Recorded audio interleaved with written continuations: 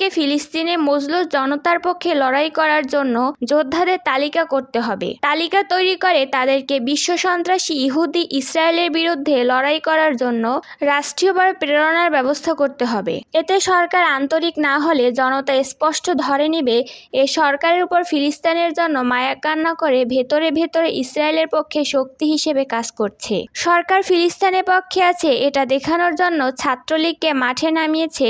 অপরদিকে পাসপোর্ট থেকে accept Israel তুলে নিয়ে ইসরায়েলের সাথে তলে তলে সম্পর্ক স্থাপন করছে বলে মন্তব্য করেন ইসলামী আন্দোলন বাংলাদেশের সিনিয়র নায়েবে আমির মুফতি সৈয়দ মোহাম্মদ ফয়জুল করিম। ইসলামী আন্দোলন নায়েবে আমির বলেন, সরকার ক্ষমতায় টিকে থাকতে ভারতের গোলামি করছে। সীমান্তে প্রতিদিন বাংলাদেশে নিরীহ আদম সন্তান হত্যা করছে, অথচ বাংলাদেশের সরকার প্রতিবাদটুকু করারও সাহস করছে না।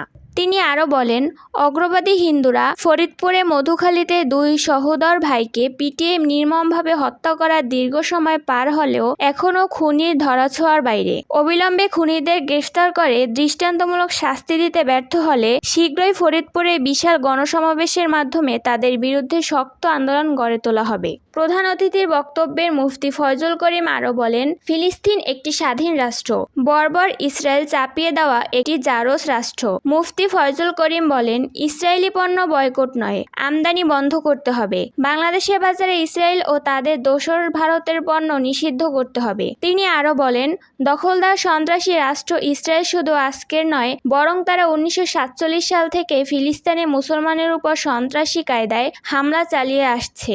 এই হামলায় কয়েক লক্ষ মানুষকে তারা শহীদ করেছে। বিশেষ করে বিগত 7 মাসে ইসরায়েল ফিলিস্তিনের গাজায় যে ধ্বংসযজ্ঞ শুরু হয়েছে তা অকল্পনীয়। একই মাসে প্রায় 40,000 ফিলিস্তিনকে হত্যা করা হয়েছে, যাদের অধিকাংশই নারী ও শিশু, যা অত্যন্ত হৃদয় বিদারক ঘটনা।